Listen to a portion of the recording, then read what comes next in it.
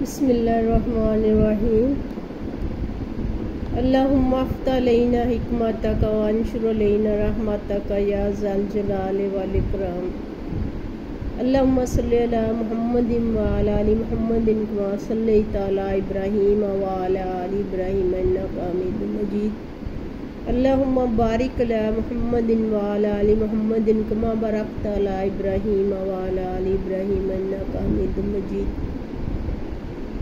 अल्लाह ताला मेरे और मेरे तमाम देखने सुनने वाले नाजरीन के इल्म अक़ल में इजाफ़ा फरमाए। इस दुआ के साथ एमडी कैट में बहुत से क्वेश्चंस ऐसे आते हैं जिसमें फोर्स, मोमेंटम, टाइम, वेलोसिटी, इन चीज़ों को डिस्कस किया जाता है डिफरेंट तरीक़ों से।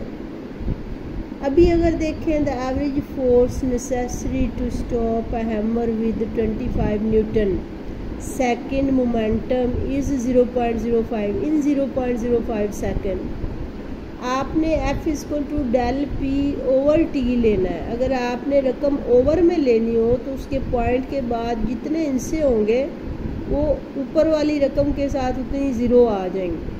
25 को 5 से तकसीम करेंगे 5 आएगा और साथ में 2 ज़ीरो लगा देंगे, इसलिए इसका 500 आंसर होगा। हमें चीज़ों को जो है वो स्मार्ट वे में और जल्दी से सॉल्व करने के तरीके को देखना है। In which of the following cases forces may not be required to keep a particle going in a circle में भी फोर्स लाग रही है तो पार्टिकल सेंट्रीपिटल फोर्स सर्कल की तरफ आती है। Particle going along a straight line में भी the momentum of the particle अगर कांस्टेंट हो तो फिर फोर्स की ज़रूरत नहीं रहती जिस्म को हरकत में मुस्तकिल रखने के लिए। अब फोर्स, इसलिए इसका सी आंसर होगा। Force of 6 Newton acts on a mass of 1 kg which require velocity of 30 meter per second. The time for which the force acts is. अब देखें हमें चीज़ें क्या दी हुई हैं। हमें दिया हुआ है फोर्स, मास दिया हुआ है और वेलोसिटी दी हुई है और टाइम फाइंड आउट करना है।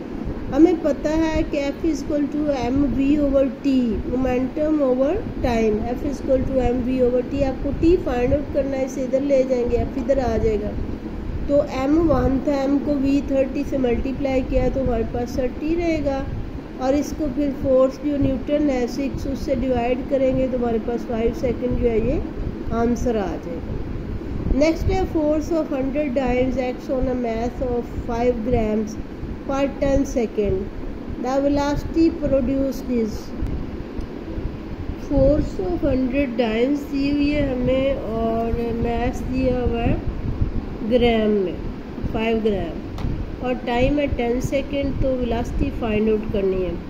अगर फोर्स डाइम्स में दी हो और आपको मास जो है वो ग्राम में दिया हो तो बजाय इसके कि आप यूनिट्स की कन्वर्जन में लगे, आप डायरेक्ट जो है वो फोर्स को टाइम से 10 से मल्टीप्लाई करें, 1000 हो जाएगा। उसको 5 से डिवाइड करेंगी मास से तो 200 आएगा। और जब डाइम्स में फोर्स होगी और मास ग्राम्स में होगी तो वेलोसिटी का यूनिट जो है वो सेंटीमीटर पर सेकेंड लेना है। 200 सेंटीमीटर पर सेकेंड आंसर आएगा। और ये सारी जो हमारे पास आ रहे हैं मतलब MCQs, इसमें आपने नोट किया होगा फोर्स है, मास है, टाइम है, वेलोसिटी है, ये 4 चीज़ें हो गई। ये फार्मूला हमारे पास F = mv/t यूज़ होता जाएगा। इन चारों में से जिसे एक चीज़ का नहीं पता होगा उसे एक साइड पर रहने देंगे, बाकी मतलब आप वेलोसिटी का नहीं पता है तो फोर्स से टाइम मल्टीप्लाई होगा और मास से डिवाइड कर लेंगे। When a force of 5 Newton acts on a mass of 3 kg for a time of 2 seconds, what is the rate of change of momentum? दिया हुआ क्या है, फोर्स ऑफ 5 न्यूटन है, मास 3 ग्राम्स है, टाइम 2 सेकेंड है। आपने फाइंड आउट क्या करना है, रेट ऑफ चेंज ऑफ। अब देखने में इस क्वेश्चन को अगर बच्चे लेकर ही बैठ जाए तो फिर टाइम लेगा कि when a force of 5 Newton acts on a body mass 3 kg for a time 2 seconds, what is the rate of change। अगर लफ्ज़ आ जाए rate of change of momentum तो that is equal to applied force. यहाँ पे इसे solve भी ना करें ऐसे क्वेश्चन में, सिर्फ 5 kg metre per second square को हम टिक कर देंगे क्योंकि फोर्स 5 न्यूटन है। A player takes 0.1 second catching a ball of mass 150 grams moving with velocity of 20 metre per second. अब इसने फाइंड आउट करने को कहा है the force imparted by the ball on the hands of the player is. यहाँ पर जो चीज़ note करने के 0.1 सेकेंड है, एम है और वी है। एम और वी को मल्टीप्लाई तो करेंगे लेकिन आपके पास मैथ जो है वो ग्राम में है, 1000 में करेंगे तो 0.15 आ जाएगा। 0.15 को 20 से मल्टीप्लाई करें, आपके पास 3 आएगा। 3 डिवाइडेड बाय 0.1 करेंगे तो 30 आ जाएगा।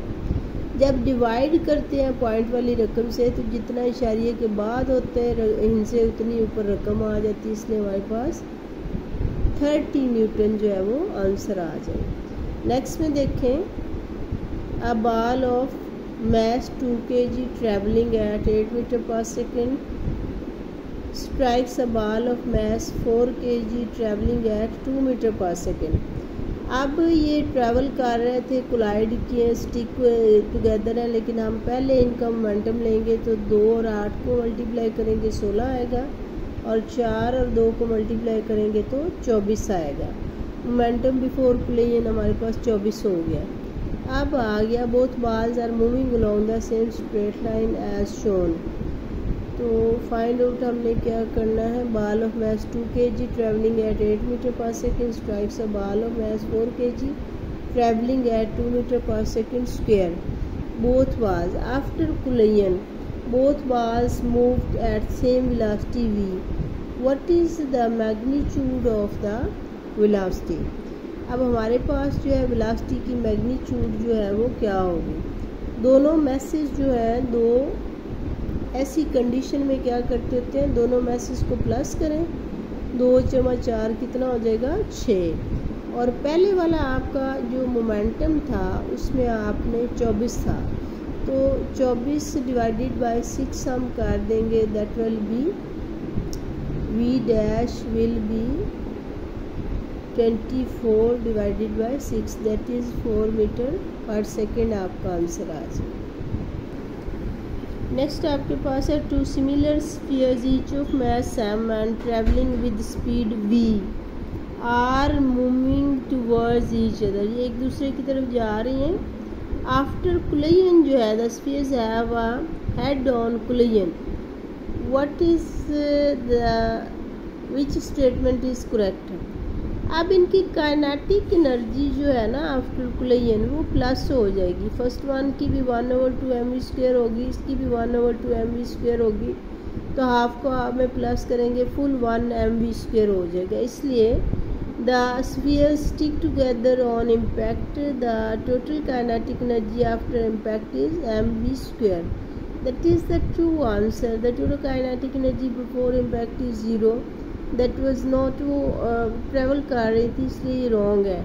वेलोसिटी थी, मास भी थी, तो काइनेटिक एनर्जी 0 नहीं हो सकती। Total maximum the total momentum before impact is 2 mv। Total momentum भी 2 mv नहीं हो सकता क्योंकि दोनों अपोजिट साइड पे जा रही है। इसका mv होगा, उसका -mv तो 0 हो जाएगा। इसलिए जो इसका मतलब करेक्ट आंसर है वो है the total kinetic energy after impact is mv²।